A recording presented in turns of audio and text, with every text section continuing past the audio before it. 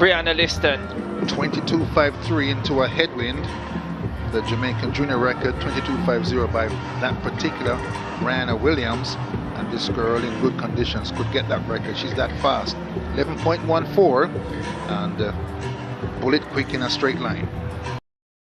Welcome back to the channel. Today we're gonna talk about a very emotional story involving a white family, their daughter, and the painful effect that racism can have on a person and the entire family. Let's watch the video and I will come back with a lot of comments. Remember to subscribe to my YouTube channel for more updates, and all credits goes to the original broadcaster of this video. Let's watch the video.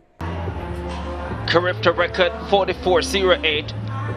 Expect that to go tonight.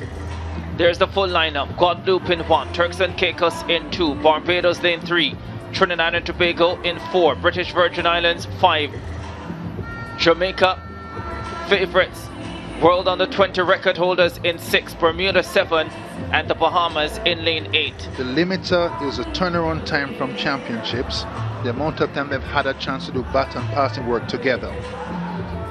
I thought they might go with the World Junior Champion team here to keep things simple, but Coach Corey Bennett has gone for the fastest team he can find in the land.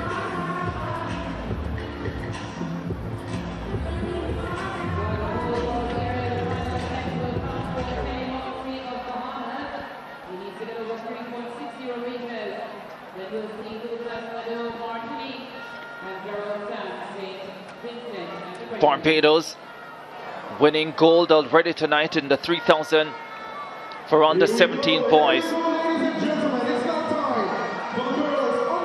No Karika Hill at the CARIFTA Games. The team allotment, 80 athletes.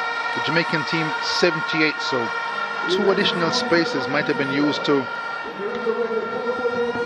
put Karika Hill on the squad somewhere.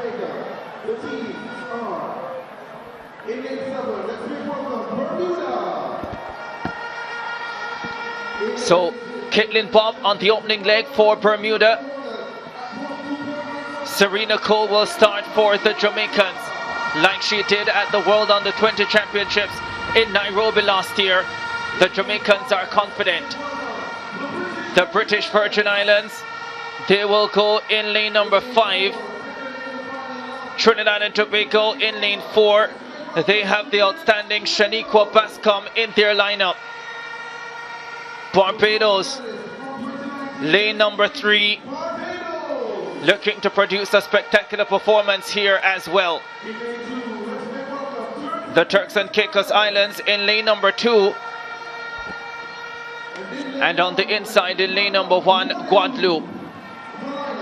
Are we about to witness something special in Kingston? 2002 Hubert Lawrence. The World Under 20 Championships was held in Kingston. The Jamaica team, Karen Stewart, Sharon Simpson, Anisha McLaughlin, Simone Facey, 43.40 on that night. That stood as the Jamaican junior record until last year.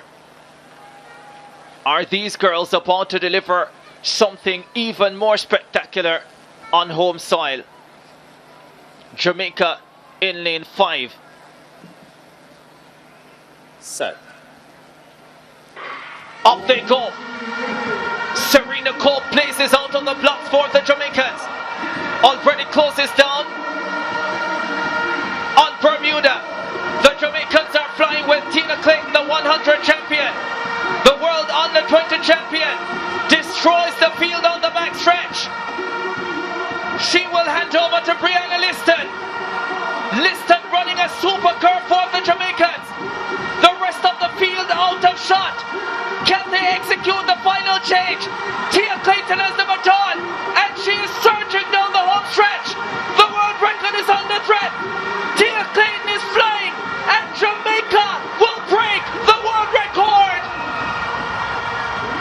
42.59. Tina Clayton with the anchor leg performance. We expected it, but they have delivered in the most spectacular fashion. Stunning. expected this world record in the juniors later this season. This team running together for the first time. Liston slotted in the third leg where CARIFTA ran in the world champs last year. The baton passing, the second change, the last change, beautiful. The first change, chancy, but safe. 42.59, world under 20 record by Jamaica in Kingston at the CARIFTA Games. Stunning. There's Liston, her third leg, peerless, matchless, and brilliant. Kingston stands to applaud the performance of CARIFTA 49. Confirmation 42.58, a world under 20 record. Serena Cole to Tina Clayton to Brianna Liston to Tia Clayton. Here's another look at a piece of history in Kingston, Jamaica. Cole tore off on the first leg, was beside Tina when she made the baton pass. Great change to Liston. Another great one flying to Tia on the anchor leg. She put her foot to the floor and motored like her life depended on it. Looks across and sees 42.59 world junior record. Jamaica, Kingston, awesome. The previous record held by the Jamaicans at 42.94. That was done at the World Under 20 Championships in Nairobi, Kenya. That was at altitude. This at sea level. 42.58 World Under 20 record, not just a championship record. 45.36 for Barbados. Brilliant silver for them. Trinidad and Tobago bronze at 46.12. Bermuda just missing a medal at 46.13. Just a few faithful ones inside this national stadium. They came out and got the reward with a world under 20 record. 42.58 Jamaica. The athletes enter the stadium. They'd have ticked over from the semi-final to the final, kept themselves warm, had a chit-chat with their coaches.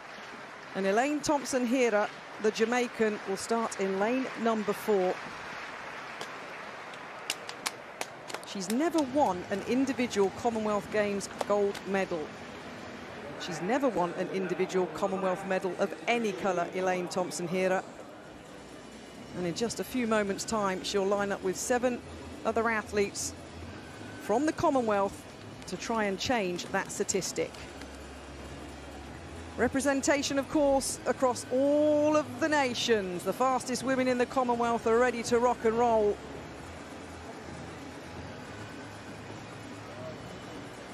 Can England's Daryl Neater win a gold medal?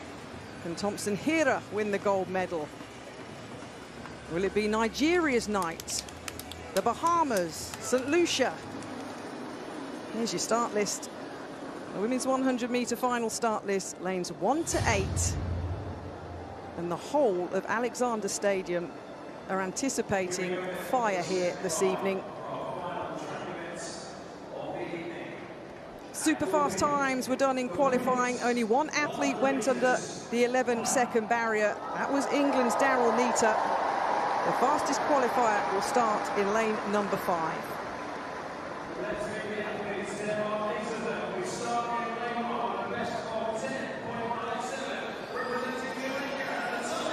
Well, the pyrotechnics go off. Natalia White of Jamaica, 10.97 seconds this year, qualified with 11.17 seconds in the semi-final.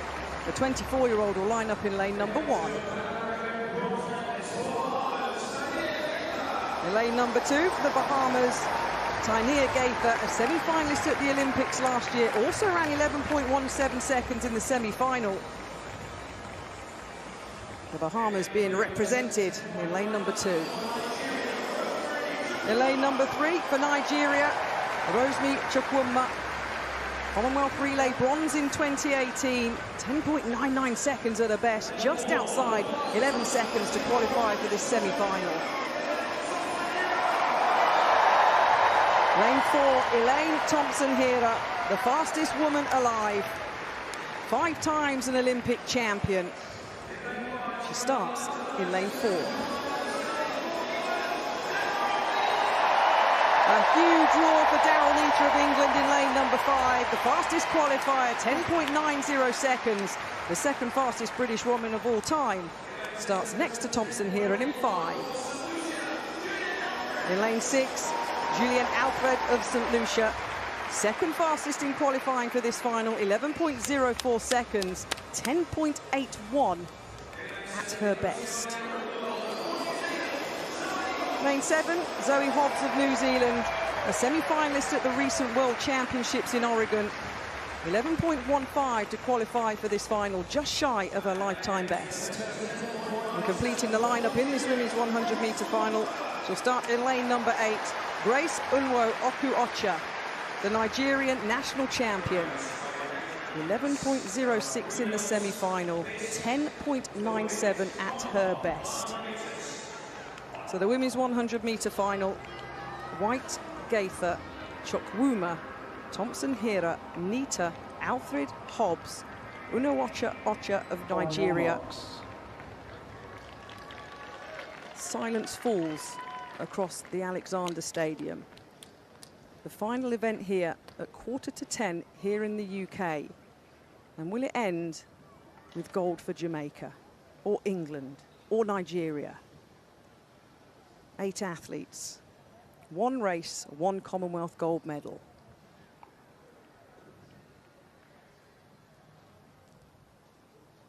Absolute silence. Set. Well, it's a clean start, it's a pretty even start as well. The Nigerian going well in lane number 3. Thompson Hira, though, the Jamaican running well in lane number 4. Elaine Thompson Hira takes the gold medal here in Birmingham. 10.95 seconds. The 5-time Olympic champion. The Virgin Islands and Bermuda.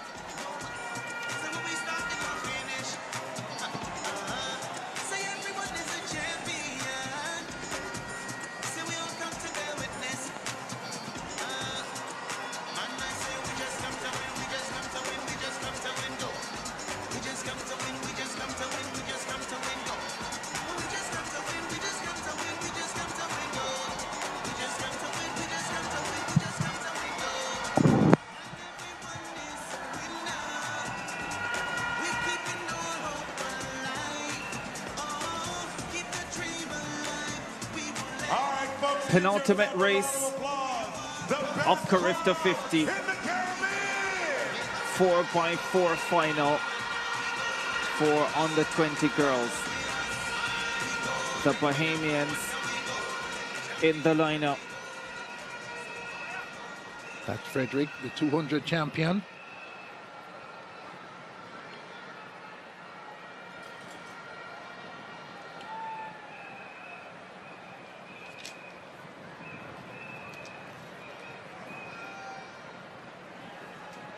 Quiet for the start, please. Quiet for the start. There's Tony and Beckford leading off the Jamaica team.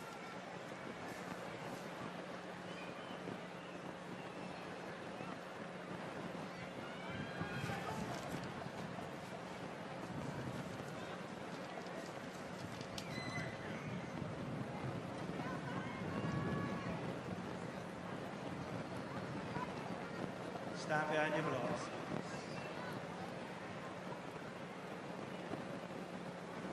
On your mark.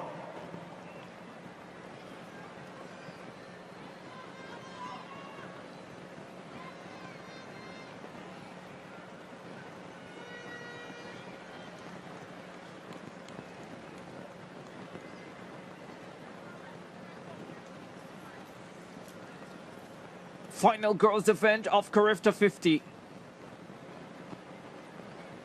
Set. Off they go. 4x400 for under 20 girls. Saul Frederick leading off for Trinidad and Tobago. British Virgin Islands go out well in lane number 6. The Trinbagonians are going well. Tony and Beckford trying to get into the picture for the Jamaicans. Bahamas will have some work to do coming into the straightaway, but they start to respond as well. Down the home stretch they come. Bahamas in the mix now, moving beautifully on this opening leg. The Bahamians, Bahamas and Jamaica Jamaica have put their big gun on the second leg. Jamaica changing just ahead of the Bahamas. Ricky and Russell, the 400 champion, has the baton for the black, green and gold. Fine first leg, 54.8 for Beckford. Down the back stretch they go. Ricky and Russell stretches the advantage. The 200 champion, Sania Frederick, on this second leg for Trinidad and Tobago. And she sprints into second position. The Bahamians in third. Jamaica well clear once again. Bahamas now back in second position. Frederick starting to struggle. Down the home stretch. Ricky and Russell, the 400 champion, leading the Jamaicans. Here she comes to make the second change. Jamaica well clear. 51.8 for Russell. British Virgin Islands now in second position. Christian Powell looking good on this third leg for Jamaica.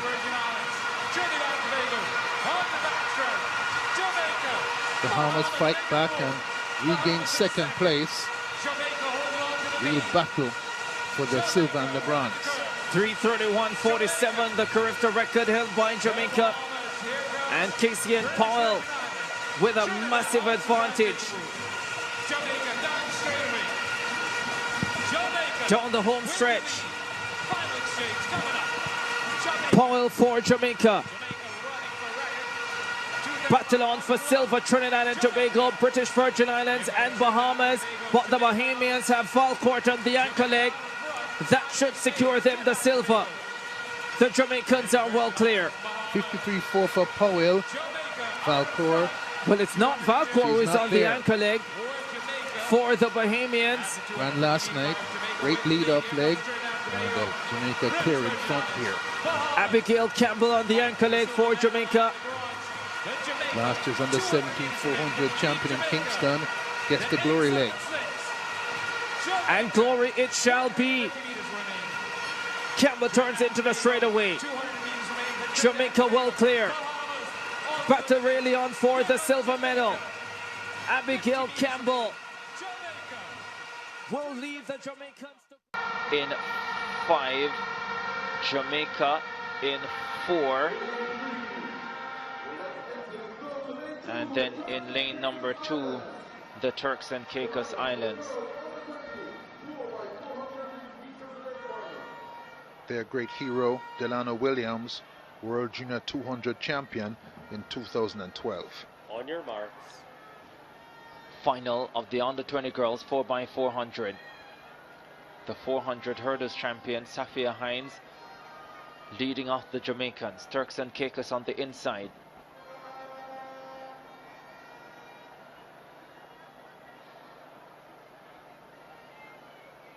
Set. Final girls event of CARIFTA 49 here in Kingston, Jamaica, the 4x400. Very good start for the British Virgin Islands. They have Krista Aristi on the opening leg. Outstanding competitor Aristi, a 400 silver medalist at the under 17 level in 2019. But the Jamaican Safia Hines comes right up to her, the 400 hurdles champion, and they go to battle. Has been in great form this season. Hines comes past the BVI and hits into the straightaway with the lead. A fight back for Aristi in the blue and the red. The British Virgin Islands athlete, Krista Aristi, responds and powers away from Safia Hines and gives the Bermudans the lead. And gives the British Virgin Islands the lead, sorry. Jamaica in second position. The rest left well back. Bermuda, down the back stretch they go. Anika Makanoff chasing for Jamaica, and the BVI put the pedal to the metal here on the second leg. BVI and Jamaica.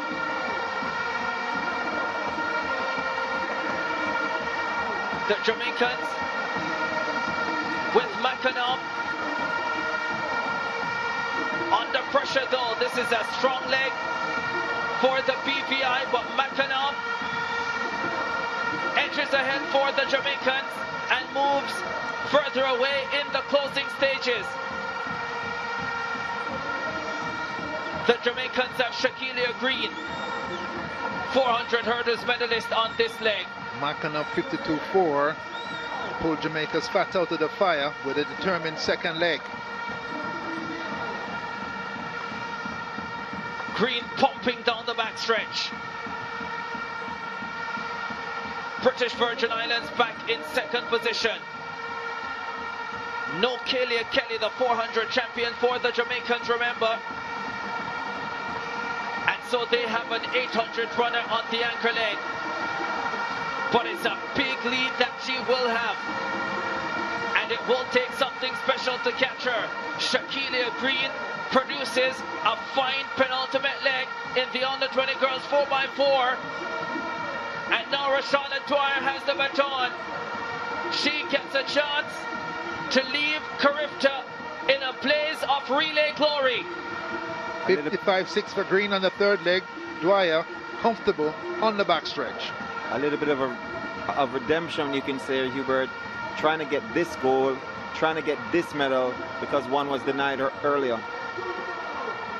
Roshana Dwyer for Jamaica.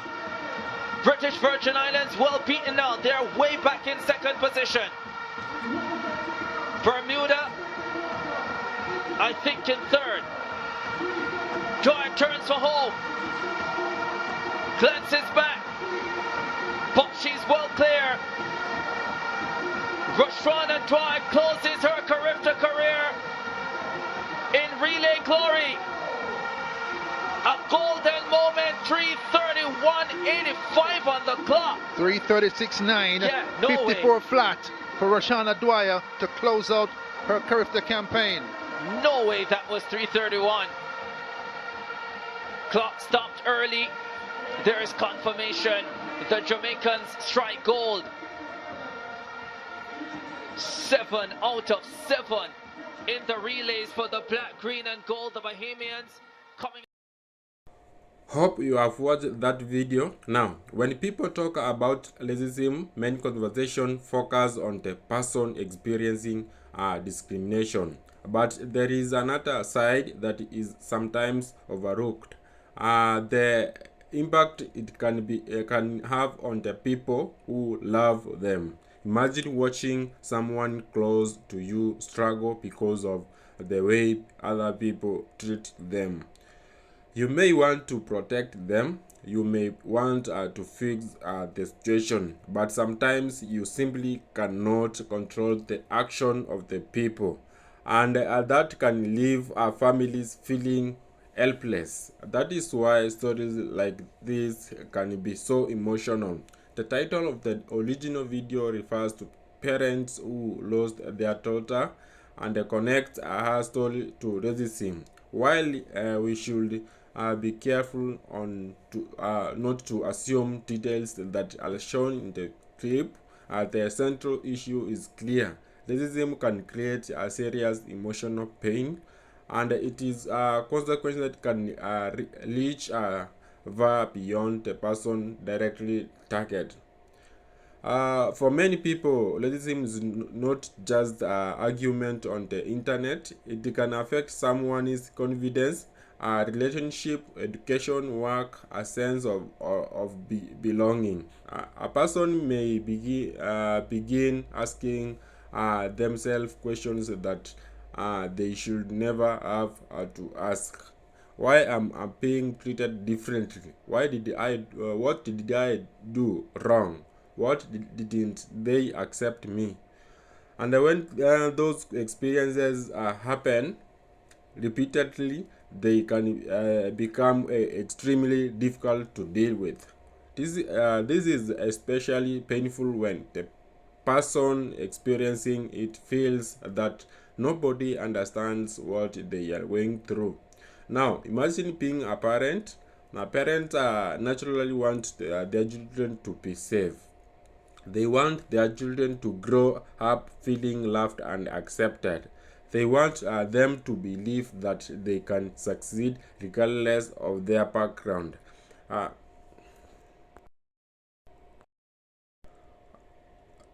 But when discrimination enters entire child life, parents may find themselves facing a problem they cannot simply solve with money, advice, or protection. They may tell their child to stay strong.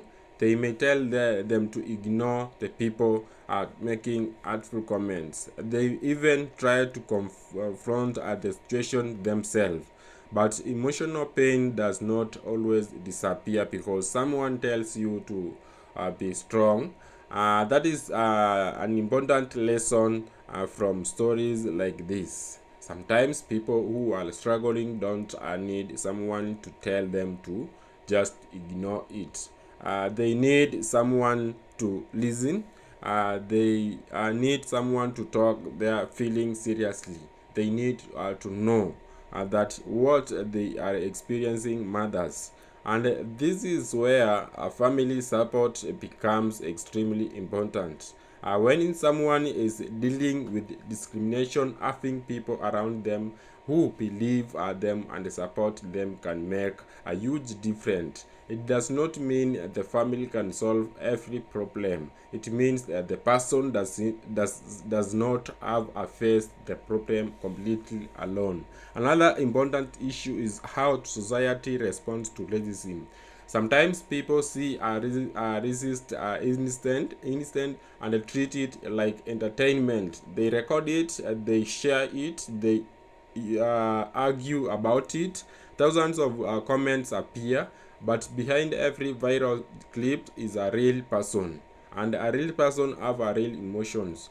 That is something we should never forget. A situation can become a trending topic online while the people involved is still dealing with it.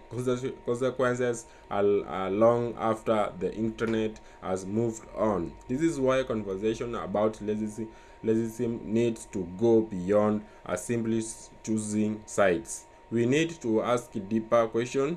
Why does this behavior continue? Where do these attitudes come from? How can families support people experiencing discrimination? And how can communities create environments where people are treated with dignity? There is a much more important question than simply arguing about who won an internet debate. Another thing that stands out is the importance of empathy. You do not have an experience something personal to understand that it is can hurt someone else. You don't have to be from the same racial background. You don't have to have the same beliefs. You simply need to recognize that another human being is experiencing pain. That should be enough to make us stop and listen. At the same time, we should be careful when discussing tragic stories online. When a video gives an only part of story, viewers may not know everything that happened. Social media can turn complicated situation into simple headline. One sentence can make someone look like a hero. Another sentence can make someone to look like a villain. But real life is often much more complicated. That is why we should separate what we know from what we assume. If the full story has not been publicly established, we should avoid inventing details or blaming specific people without evidence. But we can still talk about the larger issue. And the larger issue is that racism can have a serious consequences. It can affect mental and emotional well-being. It can damage relationship. It can create fear and isolation, and it can make someone feel like they do not belong. That is why everyone has a role to play. Parents can listen to their children. Friends can provide support. Teachers and employers can take discrimination seriously. Communities can challenge harmful racism, and individuals can think carefully about the way they treat people who are different from them. Sometimes change starts with something very simple. Instead of laughing at a racist joke, don't encourage it. Instead of ignoring someone who is and do you think about what do you think about this story? Do you believe families receive enough support when racism affect their loved ones?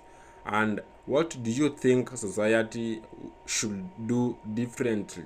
Let me know your thoughts in the comment below. If you enjoyed this discussion, subscribe to my YouTube channel, turn on notifications, and stay with us for more stories and discussion. Thank you for watching.